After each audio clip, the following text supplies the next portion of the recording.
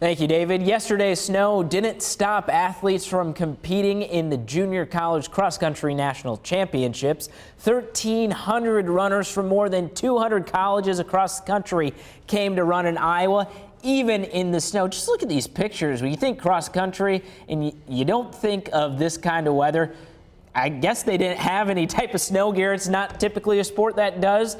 Pack your short shorts and your tank top and you're ready to go. This is at Lakeside Golf Course in Fort Dodge. The Iowa Central men won the D1 National Championship, and it was DMAC who was runner-up in Division II.